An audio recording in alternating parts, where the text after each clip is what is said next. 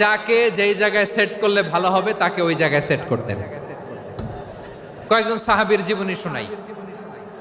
আবু মাহজুরা রাদিয়াল্লাহু তাআলা আনহু, মক্কার মুয়াজ্জিন, আগে ছিল মুশরিক, পরে হইছে মুমিন। উনি কিভাবে মুমিন হইলেন এই ঘটনাটা একটু আপনাদের শোনাতে চাই। তা আপনাদের তো সময় নাই হাতে, হ্যাঁ সময় আছে?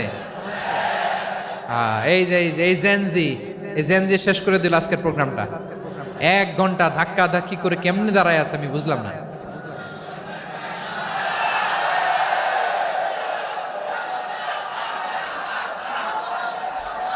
না না তাকবির না, চুপ করতে হবে। What I need you stop, just shut up, চুপ। হ্যাঁ ঠিক আছে, এভাবে। আবু মাহজুরা রাদিয়াল্লাহু তাআলা আনহু কিভাবে মুসলিম হলেন আওয়াজ করে শুনেন। হুনাইনের যুদ্ধ 8ম হিজরি, বিষ্ণু ঈসা ইসলাম হুনাইনের যুদ্ধ শেষে ফিরতেছেন। পথিমধ্যে বেলাল রাদিয়াল্লাহু তাআলা আনহু, এই যে আবার কথা, আই রে আল্লাহ রে, এখানে ধাক্কা ধাক্কি কেন? চলে যাও, পেছনে যাও, পেছনে যাও।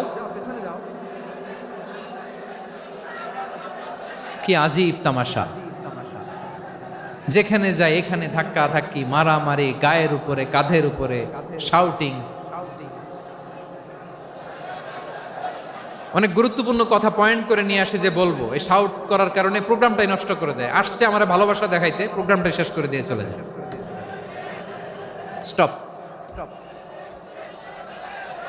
আবার কথা বল, স্টপ। হুনাইনের যুদ্ধে 8ম হিজরি, কত হিজরি সবাই বলেন না একটু, কত হিজরি? 8ম হিজরিতে হুনাইনের যুদ্ধে রাসূল সাল্লাল্লাহু আলাইহি ওয়াসাল্লাম ফিরে আসতেছেন মদিনায়। পথিমধ্যে বেলাল রাদিয়াল্লাহু তাআলা আনহু আজান দিচ্ছেন। কি দিচ্ছেন? তো পাশে ছিল মুশরিকদের একটা পল্লী, কিছু মুশরিক তরুণ, কিছু অমুসলিম কিশোর, তারা আজানকে ব্যঙ্গ করতেছে। আমাদের বাংলায় মুখ ভেঙ্গানো বলে আর কি। বেলাল রাদিয়াল্লাহু তাআলা আনহু আজান দিচ্ছেন, ওই বাচ্চাগুলো মুশরিক, তো ওরা আজানকে ব্যঙ্গ করতেছে, বিকৃতি করে ওরাও আজান দিচ্ছে। উদ্দেশ্য হচ্ছে আজানকে নিয়ে ঠাট্টা করা। উদ্দেশ্য কি? ঠাট্টা করা। ব্যাপারটা মনে কষ্ট পাওয়ার মতো ব্যাপার না? কিন্তু বিশ্বনবী ওইখানে দেখেন কি খুঁজলেন। বিশ্বনবী খেয়াল করলেন অমুসলিম কিশোরদের মধ্য থেকে একটা কিশোরের গলাটা বড় দরাজ গলা, কণ্ঠটা বড় সুন্দর।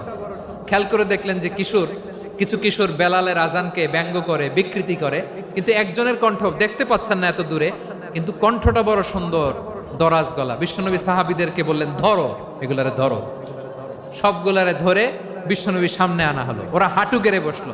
বিশ্বনবী বললেন, তোমাদের মধ্যে কে যেন ব্যঙ্গ করে আজান দিচ্ছিল, তার গলাটা বড় উঁচু, গলার বেসটা বড় মজবুত, মেলোডিয়াস, সুমধুর কণ্ঠ। কে? আবু মাহজুরা বলে, আমার বন্ধুরা সবাই আমার দিকে আঙ্গুল দেখায়, আমি পড়ে গেছি বিপদে। রাসূল সাল্লাল্লাহু আলাইহি ওয়াসাল্লাম বাকি অমুসলিম তরুণদেরকে ছেড়ে দিলেন, বললেন তোমরা যাও। এবার আবু মাহজুরারে পাইছে। আবু মাহজুরার চুলের মধ্যে হাত দিলেন বিশ্বনবী, মাথায় হাত দিয়ে বললেন, এবার আজান দাও দেখি। আবু মাহজুরা বলে, আমি তো আজান দিতে জানি না, কারণ আমি তো বেলালেরটা শুইনা দিছি, আমার তো মুখস্থ নাই, আমি তো আজান দিতে জানি না। বিশ্বনবী বললেন, জানো না? তাহলে আসো, আমি তোমারে শিখাই দেই। সুবহানাল্লাহ পড়েন। আবু মাহজুরা হাঁটু গেড়ে বসে, বিশ্বনবীর মোবারক হাত আবু মাহজুরার চুলের মধ্যে। বিশ্বনবী আজানের মুআল্লিম আবু মাহজুরাকে বলতেছে, ঠিক আছে তোমারে শিখাই দিচ্ছি, আমি যা যা বলবো আমার সাথে সাথে বলো, পারবা? আবু মাহজুরা বলে, পারবো। বিশ্বনবী আজান দিচ্ছেন মাথায় হাত দিয়ে, আল্লাহু আকবার,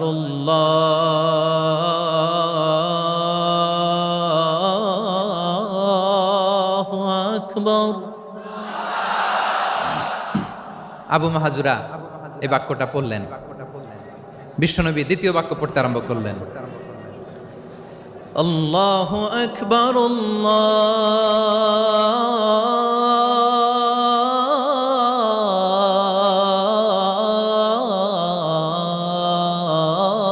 আল্লাহু আকবার। আবু মাহজুরা এই বাক্যটা বললেন। বিশ্বনবী আবু মাহজুরার মাথার মধ্যে হাত দিয়ে তৃতীয় বাক্য পড়লেন, আশহাদু আল্লা ইলাহা ইল্লাল্লাহ।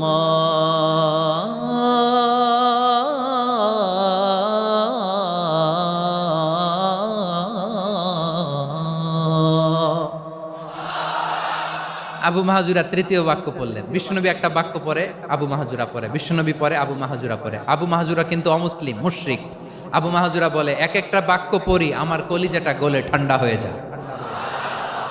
এতদিন মোহাম্মদকে গালি দিতাম, এখন মোহাম্মদ আমার মাথায় যখন হাত রাখছে আমার সারা শরীর ঠান্ডা হয়ে গেছে। বিশ্বনবী আজান শিখাচ্ছেন, একটা একটা বাক্য পড়ে আবু মাহাজুরাও পড়ে, বিশ্বনবী পড়ে আবু মাহাজুরাও পড়ে। পুরো বাক্যগুলো যখন শেষ, আজান শেষ, আবু মাহাজুরাও যখন পুরো আজান পড়লেন, আবু মাহাজুরা বললেন, এতদিন মোহাম্মদের চেহারা দেখলে আমার ঘৃণা লাগতো, আজ থেকে মোহাম্মদের চেহারার চেয়ে প্রিয় চেহারা আমার কাছে নাই। আবু মাহাজুরা বললেন, ও মুহাম্মদ, আজানের বাক্য তো আপনি আমারে শেখালেন, এখানেই শেষ করবেন না, আপনি আমারে পড়ায় দেন লা ইলাহা ইল্লাল্লাহু মুহাম্মাদুর রাসূলুল্লাহ সাল্লাল্লাহু আলাইহি ওয়াসাল্লাম। বিশ্বনবীর সাথে দাঁড়িয়ে উনি শাহাদা পড়ে মুসলমান হয়ে গেলেন। এবার আবু মাহাজুরা বলে, ইয়া রাসূলুল্লাহ, ইয়া হাবিবাল্লাহ, আমি মুমিন হয়েছি, মুসলমান হয়েছি, আপনার কাছ থেকে আজান শিখার সৌভাগ্য আমি লাভ করেছি গো নবী।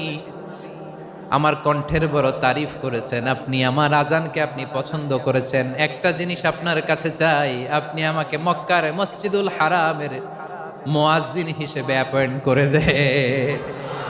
বিষ্ণু ইসলাম বললেন, যাও আবু মাহজুরা, আমি তোমাকে পৃথিবীর শ্রেষ্ঠতম মসজিদ মক্কার মসজিদুল হারামের মুয়াজ্জিন হিসেবে অ্যাপয়েন্ট করে দিলাম। দেখছেন কিভাবে ট্যালেন্ট হান্টিং করতে হয়, কিভাবে হিউম্যান রিসোর্স মানব সম্পদকে ব্যবহার করতে হয়। আসছিল আজানকে ভেঙ্গাইতে, আসছিল কেন?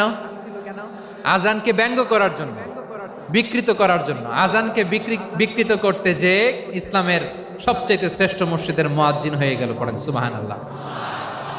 হযরত আবু মাহজুরা রাদিয়াল্লাহু তাআলা আনহু ওনার এই সুললিত কণ্ঠ ব্যবহার করে মসজিদুল হারামে এত সুন্দর করে আল্লাহু আকবার বলে আজান দিতেন।